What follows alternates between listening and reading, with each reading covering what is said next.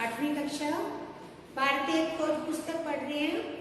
तो इसका पाठ 6 पर हम पहुंच चुके हैं। पाठ 5 तक हमने काम कर लिया। पाठ 6 में अंतिम दौर, इसमें अलग अलग भाग है इसके भी। इस पाठ को भी हम वैसे ही पढ़ेंगे जैसे हमने पाठ 5 और 4 को पढ़ा था। तो प्यारे बच्चों, एक बार आप खुद भी पढ़ेंगे। जब हम खुद पढ़ते हैं तो ज्यादा समझ आता है, तो याद भी रहता है। जब हिंदी पढ़ते हो तो मन में बोल बोल के पढ़ा करो। बोल बोल के पढ़ने से मात्राओं का ज्ञान होगा और आपकी मात्राओं की गलती कम होगी। तो अभी अपनी पुस्तक निकालो, पेज नंबर 94। पेज नंबर 94, इसमें हम आगे का भाग पढ़ेंगे। Second third para. 18वीं शताब्दी में बंगाल में एक अत्यंत प्रभावशाली व्यक्तित्व का उदय हुआ। वे राजा राम मोहन राय थे। वे एक नए ढंग के व्यक्ति थे जिनमें प्राचीन और नवीन का मेल था। भारतीय विचारधारा और दर्शन की उन्हें गहरी जानकारी थी। वे संस्कृत, फारसी, अरबी के विद्वान थे। उस हिंदू मुस्लिम संस्कृति की उपज थे जो उस समय भारत के सुसंस्कृत वर्ग के लोगों पर छाई थी। उन्होंने अंग्रेजी और पश्चिम के धर्म और संस्कृत के स्रोतों की खोज के लिए ग्रीक, लातानी, इब्रानी भाषाएं सीखी। पश्चिमी सभ्यता के विज्ञान और तकनीकी पक्षों ने उन्हें आकर्षित किया। अपने दार्शनिक विद्वत्तापूर्ण झुकाव के कारण राजा राम मोहन राय अनिवार्य रूप से प्राचीन साहित्यों की ओर झुकी। तुलनात्मक अध्ययन के पत्ति के बाद दुनिया के वे पहले उत्साही व्यक्ति थे। शिक्षा को आधुनिक ढांचे में ढालकर उसे पुरानी पंडिताओं पत्ति के चंगुल से निकालने के लिए बड़े उत्सुक थे।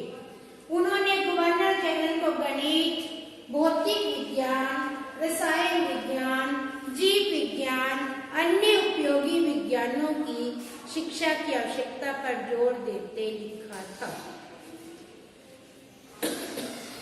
इन सबसे अधिक वे समाज सुधारक थे। आरंभ में उन पर इस्लाम का प्रभाव था।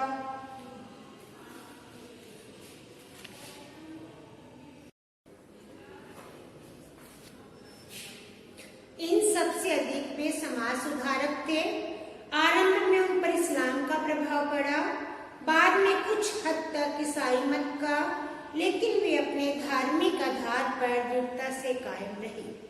परंतु उन्होंने उस धर्म की कुरीतियों प्रथाओं से मुक्त करने का प्रयास किया। कुरीतियां बुराइयां, कुप्रथाएं बुरे पुराने रीति रिवाज, उनके साथ संबंध हो गई थी। ब्रिटिश सरकार ने सती प्रथा पर रोक उन्हीं के आंदोलन के कारण लगाई थी। राजा राम मोहन राय ने अनेक समाज सुधारक के कार्य किए। सती प्रथा का अंत किया था। सती प्रथा क्या होती है? जब किसी स्त्री का पति मर जाए तो साथ ही वह स्त्री भी उसके साथ ही उसी के साथ सती हो जाती है, अर्थात मर जाती है। राजा राम मोहन राय भारतीय पत्रकारिता के प्रवर्तकों में से एक थे। सन 1760 के बाद भारत में अंग्रेजी के कई अखबार निकले। इन अखबारों में आमतौर पर सरकार की कड़ी आलोचना रहती थी। परिणाम उन पर कड़ा सेंसर लगता था। पहला अखबार जिस पर भारतीयों का स्वामित्व था, जिसका संपादन भी भारतीयों ने किया था, 1818 में अंग्रेजी में निकला था। उसी वर्ष श्री रामपुर में बैप्टिस्ट पादरियों ने बंगाली में एक मासिक पत्रिका, एक साप्ताहिक पत्र निकाला। मासिक होता है 1 महीने में और साप्ताहिक होता है 7 दिन में। किसी भारतीय भाषा में प्रकाशित होने वाले ये पत्र थे। इसके बाद एक के बाद अंग्रेजी, भारतीय भाषाओं में कलकत्ता, मद्रास, बंबई से अखबार पत्रिकाएं बड़ी तेजी से निकलने लगी। राजा राम मोहन राय की पत्रकारिता के साथ गहरा संबंध था। उनका समन्वय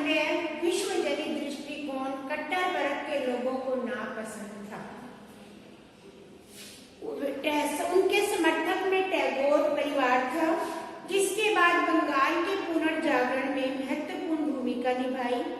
राजा राम मोहन राय दिल्ली सम्राट की ओर से इंग्लैंड गए। 19वीं शताब्दी के आरंभिक वर्षों में ब्रिस्टल में उनकी मृत्यु हो गई थी। कहाँ हुई थी? ब्रिस्टल में। कब? 19वीं शताब्दी के शुरुआत के दिनों में। राजा राम मोहन राय के बारे में पढ़ा कि वे महान व्यक्तित्व के स्वामी थे, समाज सुधारक थे, पत्रकारिता से उनका बहुत गहरा नाता था और उन्होंने अनेक पत्रिकाएं निकाली। अब इसके बाद सन 1857 की महान क्रांति, जातीयवाद, ब्रिटिश शासन के लगभग एक शताब्दी के उपरांत बंगाल ने उसे समझौता कर लिया था। अकाल से नष्ट हुए किसान नए आर्थिक बोझों के तले पिस रहे थे। नया बुद्धिजीवी वर्ग पश्चिम की ओर इस आशा से देख रहा था कि अंग्रेजी उदारता के सहारे से प्रगति होगी। लगभग यह स्थिति दक्षिण और पश्चिमी भारत में मद्रास और बम्बई में थी, लेकिन उत्तरी सूबों में ऐसा कोई झुकाव, समझौते की प्रवृत्ति नहीं थी। विशेष रूप से सामंत सरदारों, उनके अनुयायियों में विद्रोह की चेतना बढ़ गई। सामान्य जनता में भी असंतोष और तीव्र ब्रिटिश विरोधी भावना खूब फैली थी।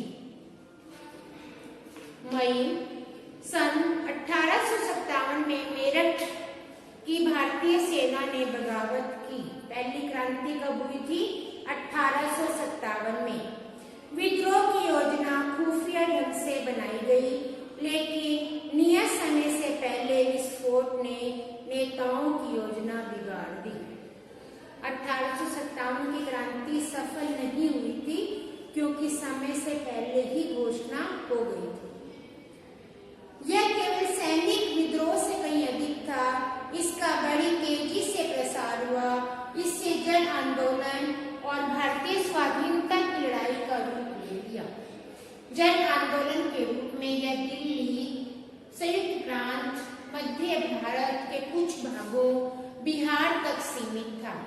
मूलतः यह सामंतीय विस्फोट था, जिसका नेतृत्व सामान्य सरदार उसके अनुयायी कर रहे थे। व्यापक रूप से फैली विदेशी विरोधी भावना से इसे बल मिल रहा था। इसके लिए मुगल राजवंश ने अवशेष की ओर देखना अनिवार्य हो गया। अब भी दिल्ली के राजमहल में बैठा था, लेकिन दुर्बल, बूढ़ा, अशक्त हो गया था। अशक्त, शक्तिहीन। हिंदू मुसलमान दोनों ने विद्रोह में पूरी तरह हिस्सा लिया। इस विद्रोह ने ब्रिटिश शासन पर पूरा दबाव डाला और अंततः इसका दमन भारतीय सहायता से किया गया। लेकिन वे अयोग्य, असंख्यक थे। अनेक सामने कोई रचनात्मक आदर्श, सार्वजनिक हित नहीं था। इस विद्रोह से कुछ श्रेष्ठ छापामार नेता उभर कर आए। इन सबसे अधिक तेजस्वी थे तात्या टोपा। तांत्या टोपे सबसे शक्तिशाली सेनापति थे। आखिर में नर्मदा नदी को पार करके मराठा इस आशा से प्रवेश किए कि अपनी सहायता और स्वागत करेंगे, तो उनके साथ धोखा हुआ। इसके अलावा एक और विशिष्ट नाम जिसे आज भी जनता याद करती है, कौन? झांसी की रानी लक्ष्मीबाई। झांसी की रानी लक्ष्मीबाई का नाम आज भी लोग बड़े सम्मान के साथ लेते हैं, जो 20 वर्ष की आयु में लड़ते लड़ते मारी गई थी। अंडरलाइन करो, कितने वर्ष की आयु में? 20। जिस अंग्रेज जनरल ने उसका मुकाबला किया, उसके बारे में कहा था वह विद्रोही नेताओं में सर्वोत्तम और सबसे बहादुर थी। अंडरलाइन करो ये भी।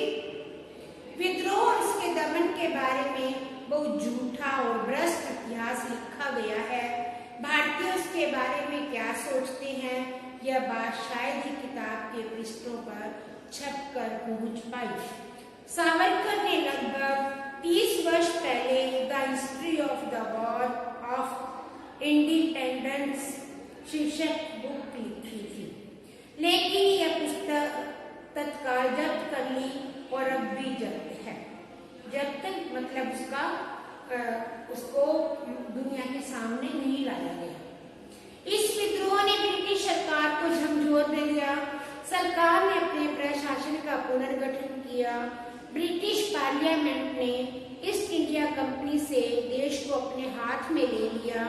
जिस भारतीय सेना ने अपनी बगावत से विद्रोह की शुरुआत की थी वह नए सिरे से संगठित हुई। तो प्यारे बच्चों, आज पेज नंबर 97 का फर्स्ट पैरा पढ़ा है।